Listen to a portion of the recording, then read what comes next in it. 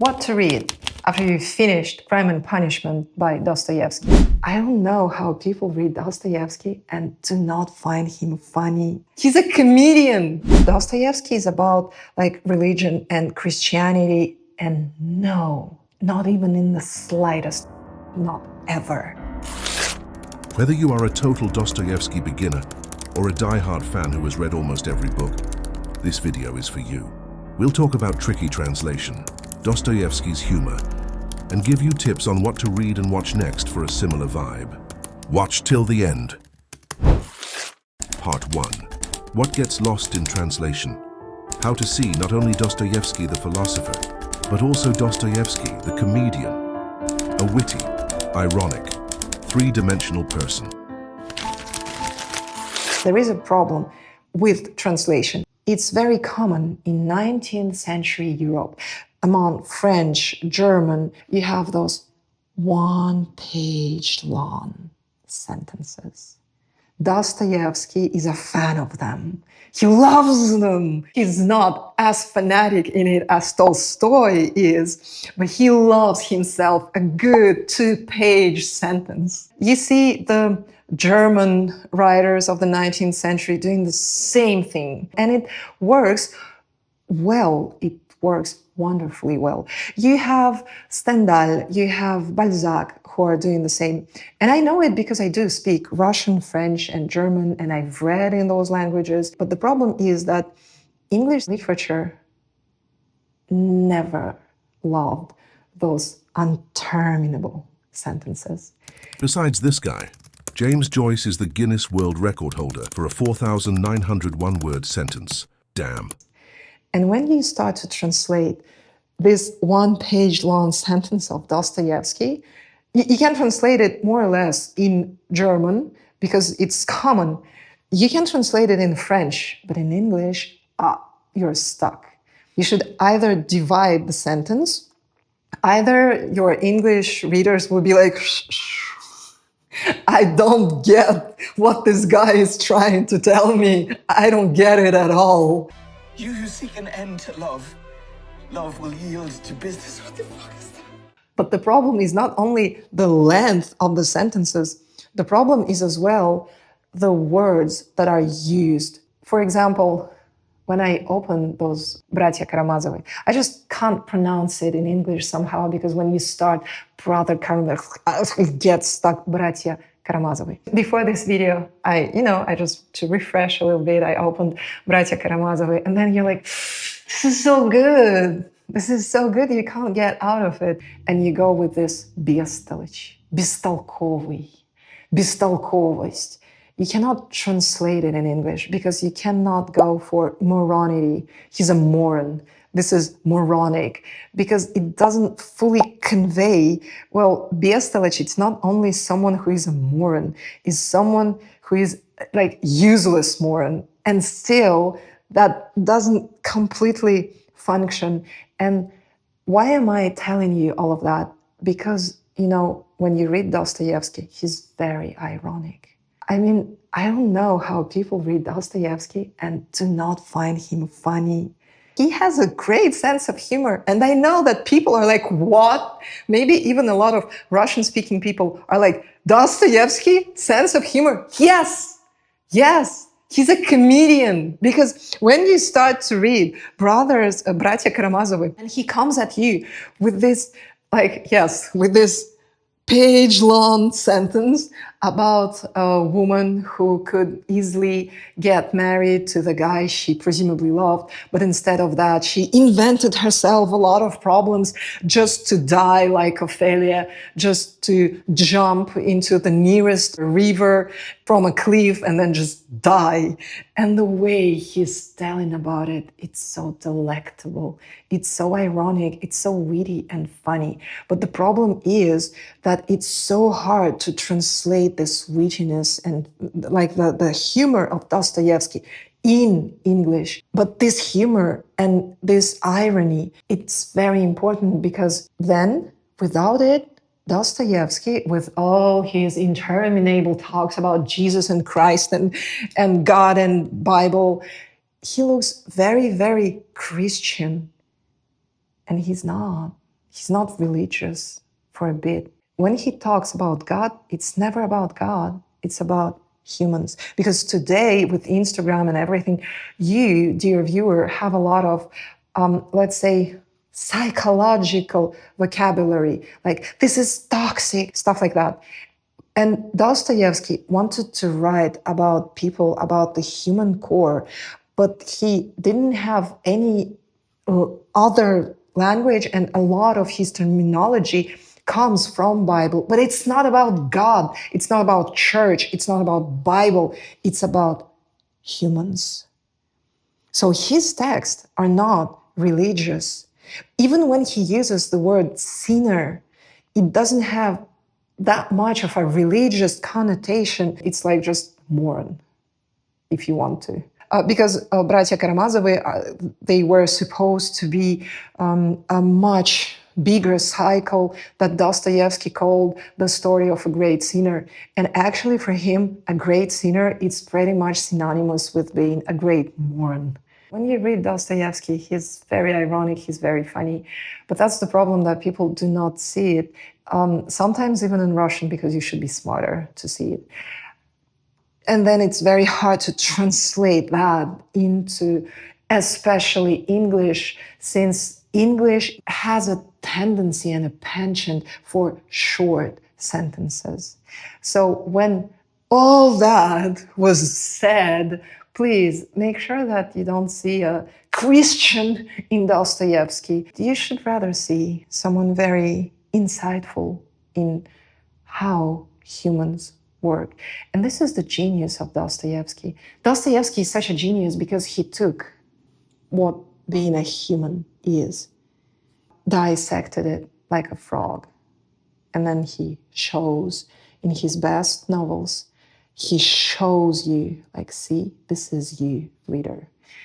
And people think that his books are full of existential dread, but I think that his books are full of irony, ugliness, the utter human ugliness. And still, he tries to bring the reader to a point where, he shows the reader, look how ugly humankind is. Humankind is a big, fat moronity of an existence. And still, we have to somehow live with it. And so he tries to bring the person to be at peace with life.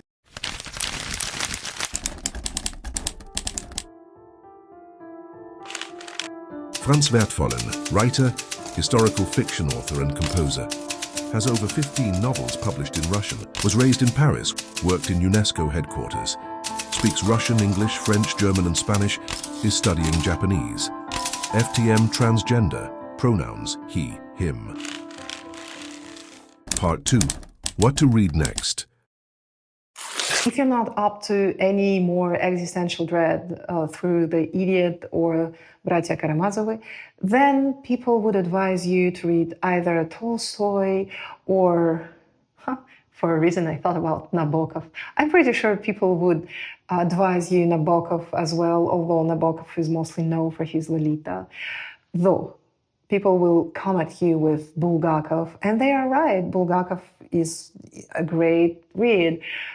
For Tolstoy, you can check on our channel, we have a video analysis of Anna Karenina and how people read Anna Karenina as a young adult book. You can't do that because Anna Karenina is not a young adult love story, how people perceive it. No, it's about vanity. It's about how vanity breaks your life. So please do check our video. So you have Tolstoy, Bulgakov, I don't know for what reason, Nabokov. People would advise you Pushkin as well. Maybe Pushkin is just beginning to gain popularity, but you can read Pushkin, only please, не капитанскую дочку. You know what book people would never advise you from Pushkin? Gavriliada. No one would advise it. And this is a poem that Pushkin wrote very, very early in his lifetime. But it's great. It shows the best, let's say, parts of Pushkin when he's not душнила. Because Капитанская дочка, it's all about Pushkin being душнила. Gavrilada, it's all about Pushkin being young and hopeful and witty and, I would say, daring. Actually, it's a poem that is a huge joke. And it's a joke on religion. He's like, no, fuck you, religion. Fuck you, God. Fuck you. Like, here I am. I'm 20 years old or maybe 22 years old. And I'm writing a poem about the Holy Virgin to have sex at the same day with the angel, the God, and the Satan. See? So if you want to cleanse your palate after Dostoevsky, go with Pushkin, Gavrilada. Another uncommon suggestion would be, don't read, go watch Tarkovsky, The Stalker. After The Idiot or Братья Карамазовы, when you watch The Stalker, and I'm not saying go watch any movie by Tarkovsky. No, I'm saying go watch The Stalker. Because for me, The Stalker is one of the best Tarkovsky movies. It's not thematically similar. It's not a movie about the 19th century, no. But in its core, like Dostoevsky wanted to dissect humankind, and Tarkovsky, in his Stalker, he's dissecting the humankind. And they're doing it with such a love. They're doing it trying to find peace with how ugly life is, how dumb people are. They are showing the ugliness of people that you must show and you must know. But then they are trying to find still at least a little bits of beauty and how to accept the way life is, how works this acceptance. So it's great.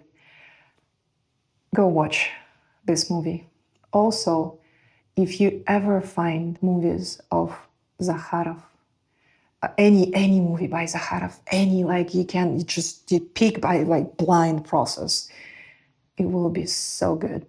Because if Tarkovsky also wanted to dissect humanity, and Tarkovsky in his Stalker had this existential dread, then Zakharov, he is very similar to Dostoevsky in this dry irony. When you finish to watch any Zakharov movie, you still feel kinder.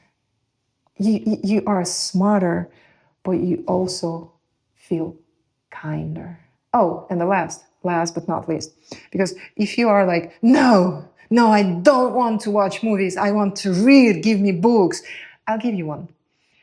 Go and find yourself Thais from Athens by Ivan Yefremov. Why am I advising this book? Because it's a great palate cleanser after Dostoevsky.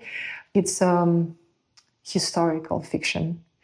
It's about the lover of Alexander the Great. Yes, we all know he had male lovers, but this one is a female lover who was a hetera from Athens. It means a courtesan from Athens. And yeah, it's a great read. I would say it's a leap in time also. It's a possibility to be and live a little bit in ancient Greece, in ancient Egypt.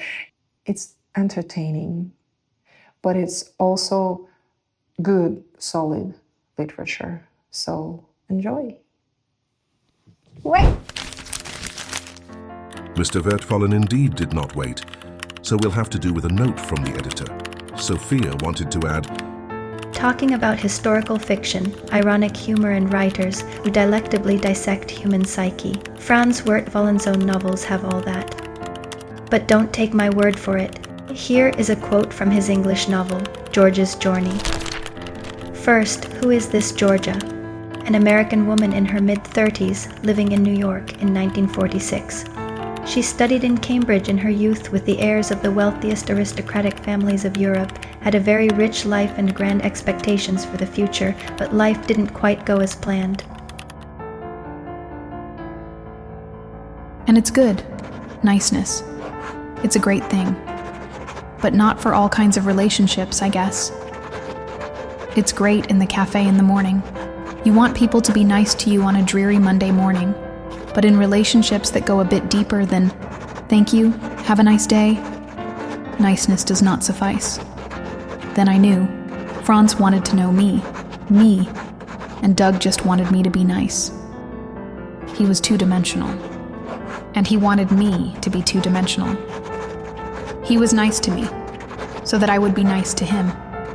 It wasn't love, it was a barter. There was a lot going on in Cambridge back then, you know?